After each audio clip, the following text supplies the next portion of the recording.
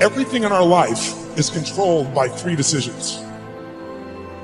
I think one of the most powerful things we do to serve you is have you become clear of what the controlling force is that's controlling the quality of your life. And you and I both know it's not the amount of money in your pocket, it's not who you know, it's not even what you've been through. It's really the decisions you make moment to moment. Do something different the next 90 days than you did the last 90 days, like picking up the books to read. Do something different, like the new health,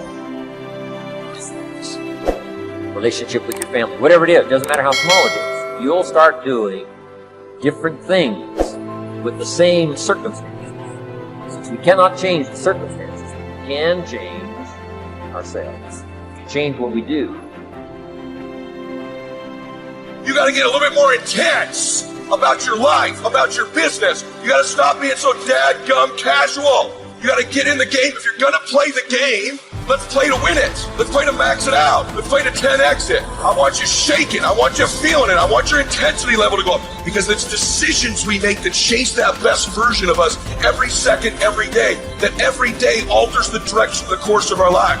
Where your focus goes, your energy flows. I need us to look at all the possibilities, all of the potential, and I need us to go for it every single day. Most people go through life never discovering what their talents are. Most people never develop their talents. They have skills and abilities, but if you don't nurture them, if you don't develop them, they will never serve you. Your gifts can take you many places if you develop your gifts. And you'll be surprised at the things that you're able to do.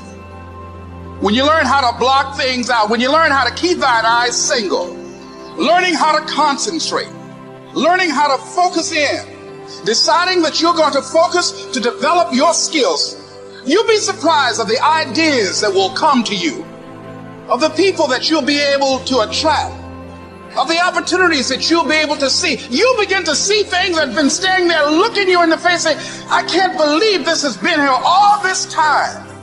But you can learn all the techniques in the world. If you don't believe in yourself, it won't happen for you. Don't wish it was easier. Wish you were better. Don't wish for less problems. Wish for more skills. Start working on yourself, making these personal changes. If you'll start working harder on yourself than you do on yourself. Work hard on yourself and develop the greatest. All of the stuff necessary to become more valuable to the marketplace. I'm telling you, your whole life can explode. Promotion, no problem. Money, no problem. Economics, no problem. Future, no problem. Just go to work on the right thing. Let the miracle of everything that's available work for you. And start working on the inside. Work on your philosophy. Work on your attitude. Work on your personality. Work on all of your abilities. And if you'll start making those personal changes, I'm telling you, everything will change for you.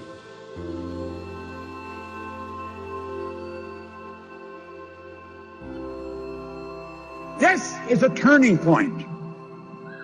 And when you say I'm going to change, just think of this. The change can be huge. Absolutely huge. And the change is permanent. It will never go back. You see, awareness is something you cannot lose.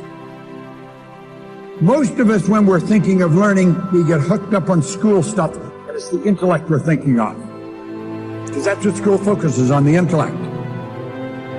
If you get the degree, you've learned it. If you get this, you've learned it. Why are there so many people with degrees come right off their business card that don't know the war's over? They're losing. That's not in the intellect. It's in the awareness. Think of this. A person isn't earning $100,000 a year because they want $100,000 a year. They're earning $100,000 a year because they're not aware of how to earn $100,000 a month. When you help develop their awareness, it's something they won't lose.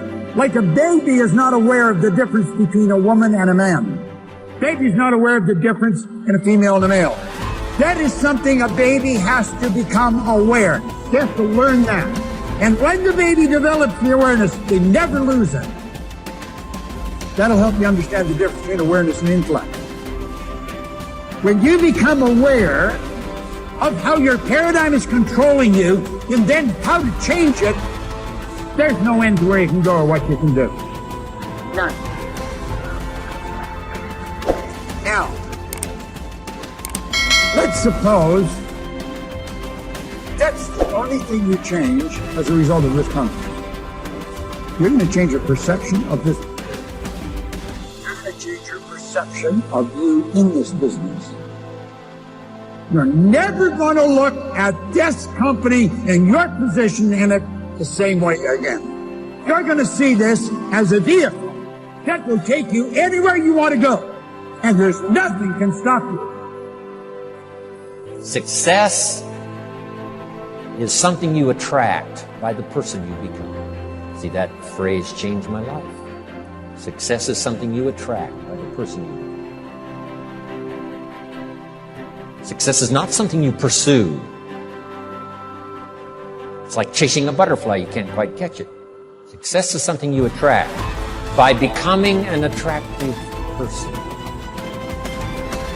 The brain is basically designed to be customized in the early part of life, and then to implement those algorithms and that circuitry for the rest of its life. And so the brain can change in adulthood, and it can change provided that there's an emphasis on some perceptual event. So in other words, if you want to change your brain as an adult, let's say you want to be less anxious, you want to learn a new language, you want to be more functional in some way, presumably. The key thing is to bring focus to some particular perception of something that's happening during the learning process. And the reason for that is that there's a neurochemical system involving acetylcholine. And it comes from these two little nuclei down in the base of the brain called nucleus basalis. All day long, you're doing things in a reflexive way. But when you do something and you think about it very intensely, acetylcholine is released from basalis at the precise neurons that were involved in that behavior, and it marks those for change during sleep or during deep rest later. So for people that want to change their brain, the power of focus is really the entry point, and the ability to access deep rest and sleep.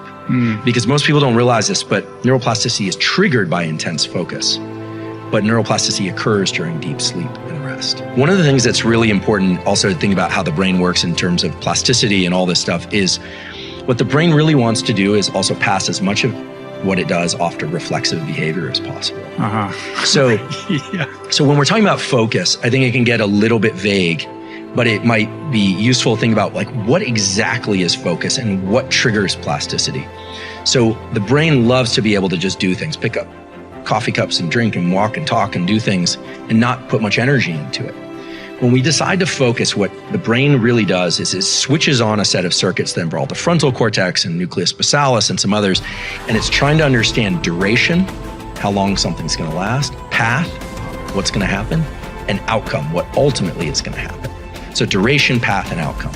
You know, the events of early 2020 are a good example of this. One of the reasons why it's so exhausting to be alive in 2020 is because we are now having to pay attention to duration, path, and outcome. How long is this thing going to last? When are they going to open up all businesses? Did I touch that door handle? Does it matter? Right. Who are the experts? Are there any experts? There are a lot of questions, whereas normally we can just move through life without having to do all that analysis. So if it's a simple example like trying to learn a new language or a new motor skill, or a new way of conceptualizing something. Maybe somebody's in a therapeutic process and they're trying to work through a trauma or something like that.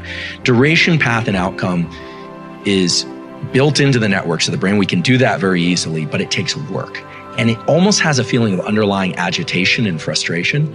And that's because the circuits that turn on before acetylcholine are of the stress system. So when you or I decide we're going to learn something and really dig in, norepinephrine, which is adrenaline, is secreted in the brainstem and in the body, and it brings about a state of alertness.